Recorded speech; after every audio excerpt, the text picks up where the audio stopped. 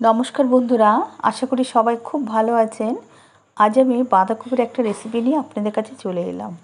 একঘেয়ে বাঁধাকপি না খেয়ে একবার এইভাবে বানিয়ে দেখুন, দারুণ খেতে হবে, দারুণ টেস্ট হবে, ভাত রুটি সবার সাথে যাবে, এত সুন্দর খেতে হয়। আর বাঁধাকপিটা কীভাবে আমি করছি আর কী নিচ্ছি, আসুন আপনাদের দেখাই কী নিচ্ছি। বাঁধাকপি আমি আগেই ভালো করে ধুয়ে নিয়েছি, আলু নিয়ে নিয়েছি, 2-3টে আলু নিয়ে নিয়েছি, টমেটো, মটরশুঁটি আর নিয়েছি চিংড়ি মাছ। এখানে বড় বড় সাইজের চিংড়ি মাছ ধুয়ে ভালো করে কেটে নিয়ে নিয়েছি। আর বাঁধাকপি নিয়েছি, আর বাটিতে 1 চামচ কালো সর্ষে, 1 টুকরো আদা আর 2টো কাঁচা লঙ্কা বেটে নিয়েছি। এগুলো আপনাদের আমি আর দেখাইনি। এবারে আসুন, কড়াই বসিয়ে দিয়েছি গ্যাসে। গ্যাস ধরিয়ে কড়াই বসিয়ে দিয়ে পরিমাণ মতো সর্ষের তেল দিয়ে 5 ফোড়ন, শুকনো লঙ্কা, তেজপাতা দিয়েছি। এটা আমি 5 ফোড়ন দিয়ে করব, এটা আমি জিরে বা অন্য কিছু দেব না। চিংড়ি মাছটা দিয়ে দিলাম। দেখুন, চিংড়ি মাছটা খুব একটু ভালো করে ভাজলাম 1 মিনিট মতন। এবার যে আলুটা কেটেছি, আলুটা ছোট ছোট করে কেটেছি, বড় করে আলু কাটিনি, ছোট করে কেটেছি। এবার আলু আর চিংড়ি মাছটা খুব ভালো করে ভেজে নেব 2 মিনিটের মতন।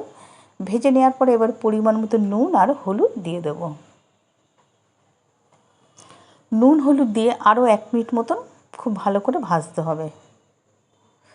আলু চিংড়ি মাছটা দিয়ে যত ভালো ভাজবেন, তরকারিটা খেতেও তত ভালো হবে আর তরকারিটা খুব সুন্দর মজে যাবে। এবার দিয়ে দেবেন একটা টমেটো, 1 বাটি মটরশুঁটি। মটরশুঁটির ভিডিও আমার এই চ্যানেলেই আছে, আপনারা এই লং ভিডিওর মধ্যে পেয়ে যাবেন। মটরশুঁটি আমি শীতকালে রিজার্ভ করে রাখি, সেই মটরশুঁটিটাই আমি সারা বছর ব্যবহার করি আর খুব ভালো থাকে মটরশুঁটি, একটুও নষ্ট হয় না। দেখছেন তো পুরো সবুজ মটরশুঁটি।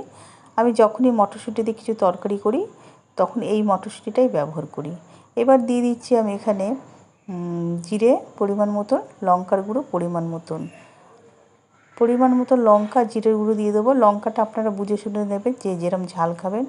এইভাবে কষানো হচ্ছে, দেখুন তেল বেরিয়েছে। এবার যে বাটিতে বেটে রেখেছিলাম আমি লঙ্কা, সর্ষে আর আদা, সেটা দিয়ে দিলাম। দিয়ে বাটিটা ধুয়ে একটু জল দিয়ে দিলাম, দিয়ে বেশ ভালো করে কষিয়ে নেবেন। এইভাবে যতক্ষণ না এর জলটা কমে যাচ্ছে, তেলটা না ছাড়ছে, ততক্ষণ কষিয়ে নেবেন।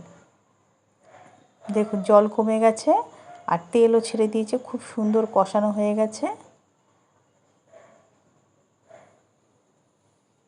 এবার আমি যে বাঁধাকপিটা কেটেছি, বাঁধাকপিটা কিন্তু একদম মিহি করে কাটিনি, একটু বড় বড় রেখেছি। বাঁধাকপিটা দিয়ে দিলাম। বাঁধাকপি দিয়ে এবারে আমি খুব ভালো করে একটু সমস্ত মশলার সাথে, আলু, মটরশুঁটি, চিংড়ি মাছের সাথে মিশিয়ে নিচ্ছি। দেখুন এইভাবে আপনারাও মিশিয়ে নেবেন, 2 মিনিট মতন খুব ভালো করে মিশিয়ে নেবেন। আর বন্ধুরা, এতে কিন্তু 1 ফোঁটাও জল দেবেন না, এই জল ছাড়াই রান্না হবে। বাঁধাকপি থেকে যেটুক জল বেরোবে সেই জল দিয়ে পুরোপুরি বাঁধাকপিটা তৈরি হয়ে যাবে। আর এইভাবে রান্না করলে বাঁধাকপি ওই জন্য স্বাদটাও আলাদা হয় আর খেতেও দুর্দান্ত হয়। কেউ যদি মনে করেন আমি চিংড়ি মাছ খাবো না, আপনারা চিংড়ি মাছ ছাড়াও করতে পারেন, তবুও সুন্দর হবে খেতে। হয়ে গেছে, এবার আমি একটা ঢাকনা দিয়ে দিচ্ছি। দেখুন বন্ধুরা, ঢাকনা দিয়ে আমি 5 মিনিটের জন্য ঢেকে দেবো। 5 থেকে আপনারা চাইলে একটু বেশিও দিতে পারেন, যে যদি সেদ্ধ না হয়। 5 মিনিট পরে আমি দেখুন ঢাকনাটা তুললাম, তুলে দেখুন আমার পুরো তরকারিটা একদম মজে গেছে। আর জল কিন্তু অল্প অল্প রয়েছে, এই জলটুকু পুরো কমে যাবে। আর কমে গেলেও বাঁধাকপিটা রান্না হয়ে যাবে। আমি কিন্তু বাঁধাকপি সেদ্ধ করিনি, ডাইরেক্ট কিন্তু দিয়ে দিয়েছি। এইভাবে একবার বাঁধাকপির রেসিপিটা তৈরি করবেন, সত্যি বলছি অসাধারণ হয় খেতে। তাই বলছি, একঘেয়ে বাঁধাকপি না খেয়ে একটু অন্যরকম বাঁধাকপি তৈরি করুন, দেখবেন অন্যরকম লাগবে। এইভাবে দেখুন আলুটাও পুরো সেদ্ধ হয়ে গেছে। এইভাবে আমি আরও 2 মিনিট খুব ভালো করে কষিয়ে নেব। দেখুন হয়ে গেছে আমার, খুব সুন্দর এসছে কালারটা, আর কষানোটাও হয়ে গেছে। এবার দেব গরম মশলা। গরম মশলা দিয়ে আরও 2 থেকে 3 মিনিট খুব ভালো করে কষিয়ে নেব। গরম মশলাটা পুরো তরকারির সাথে মিশে যাবে, একদম মিশে গেছে। দেখুন পুরো মজে গেছে, একটু আর তরকারি নেই, তাকিয়ে নেই, একদম মিশে গেছে তরকারিটা, খুব সুন্দর এসছে কালারটা। এইভাবে একবার বন্ধুরা বাড়িতে বাঁধাকপি করুন, একঘেয়ে বাঁধাকপি না খেয়ে একবার এইভাবে তৈরি করুন, আর রান্নাটাও খুব তাড়াতাড়ি হয়ে যায় আর খেতেও খুব স্বাদ হয়। হয়ে এসছে প্রায়, এবার নামিয়ে আপনাদের দেখাচ্ছি কেমন হয়েছে। ভালো লাগলে অবশ্যই আমাকে জানাবেন কেমন হয়েছে, আর একবার হলেও বাড়িতে ট্রাই করবেন।